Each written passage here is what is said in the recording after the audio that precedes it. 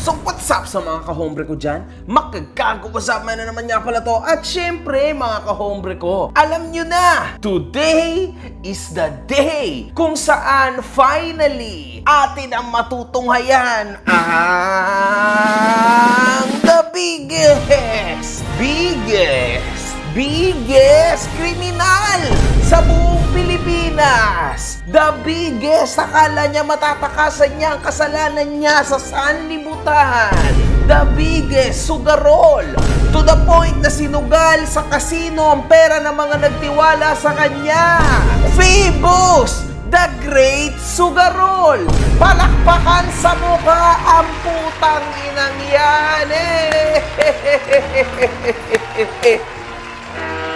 Yan. Hinahanap mo ba ako sa Facebook? I-follow mo na ako. Ito ang page ko.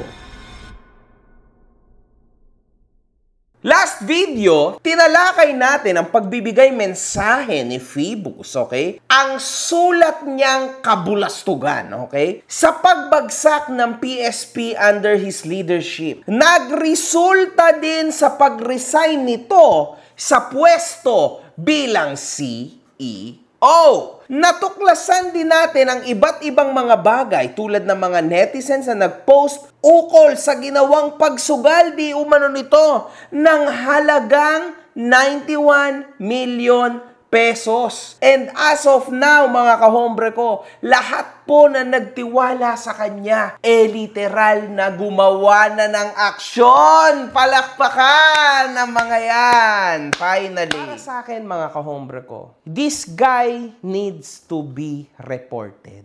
Tigilan nyo na yung pagpo-post online, paggawa ng group chat, paggawa ng madaming evidence kuno, mga screenshots. Bakit hindi kayo magreklamo sa kinauukulan? Kung talagang totoo na you guys have been scammed, you should go and do the right thing.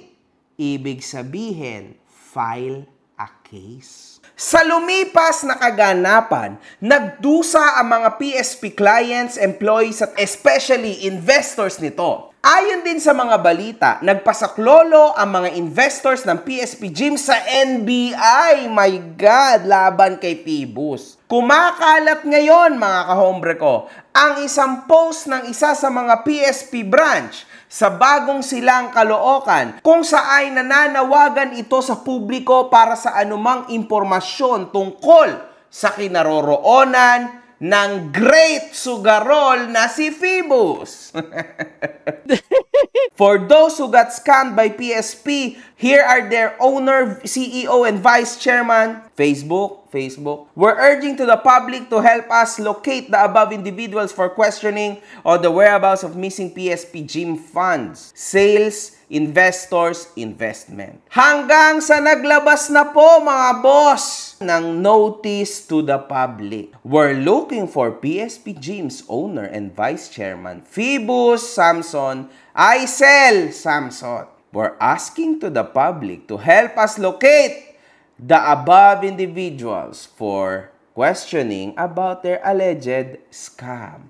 Makikita rin natin na ang dating public profile ni Phoebus ay nakalock na ngayon. Nagawa din mag-post pa, mga kahombre ko, ng isang branch ng PSP sa Espanya, Manila, confirming na nagtatago na nga di umano si Phoebus. Ito talagang good news. Sa lahat ng members namin, maaari na kayong lumipat sa ibang gym para magpatuloy ang inyong fitness journey. Malabo pa sa sabaw ng pusit, mag-open ulit ang PSP Espanya.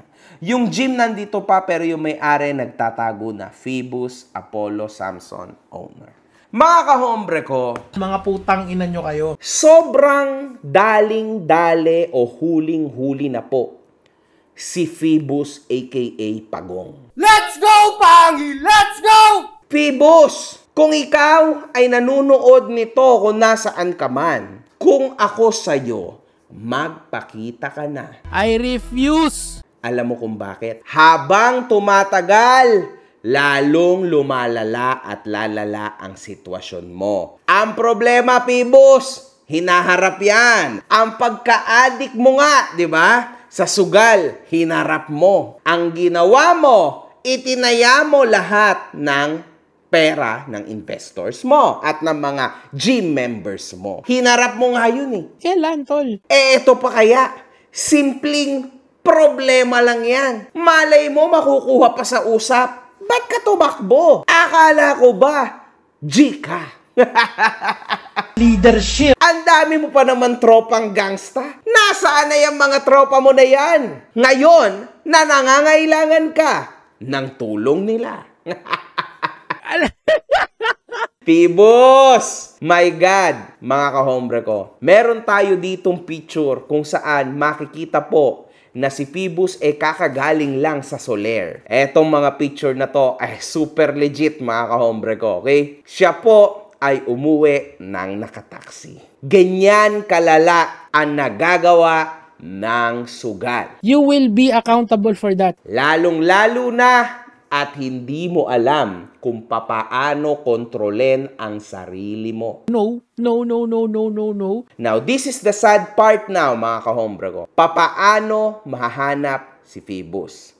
Usually, ang mga taong nagtatago, mahirap pong mahanap. Bobong kriminal? Pero luckily, nag-step up ang mga nag-invest, no? Kasi sila talaga yung totoong big time na mga nawalan dito. Nag-step up at nagtulong-tulong sila. Pumunta sila ngayon sa NBI. Tinuloy nila finally yung matagal na nilang inihahaka-haka. In hot water ngayon ang isang kilalang gym network dahil sa panloloko umano ng CEO nito.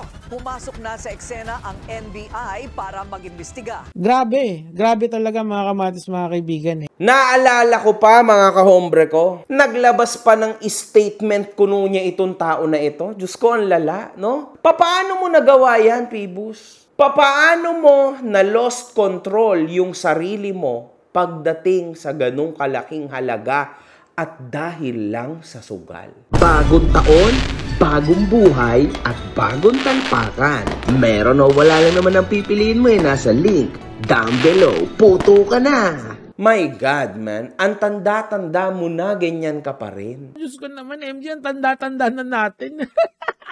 Isa pa, mga kahombre ko, ang pinakamasaklap sa lahat, hard-earned money po yan. At napakaraming OFW ang naglagay at nagtiwala sa tao na ito. At nababali-balitaan pa natin na back in the day daw, nasa Middle East itong tao na ito bilang OFW. Napakarami din daw pong na-scam ng tao na yan, mga kahombre ko, sa Middle East. Dahil hindi po siya nakuha o hindi siya nadali, itinuloy niya ngayon ang kawalangyaan niya. I really hope na ang ating NBI magawa ng ayos ang kanilang trabaho because this man deserves to be destroyed. Lalo na ang public credibility niya. Because kahit anong gawin natin, meron at meron pa rin nagpapasalamat, naniniwala sa kanya. Because this guy helped somewhat yung hip-hop community by doing the PSP o pangil sa pangil, mga kahombre ko. So this guy needs to be destroyed para mawala na rin ng tuluyan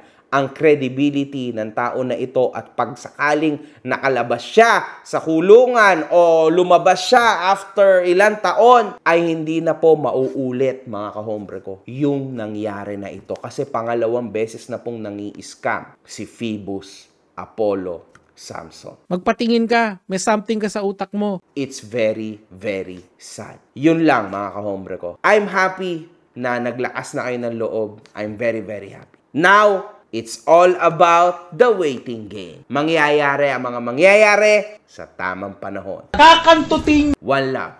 Good fucking vibes. Mga putang ina nyo kayo.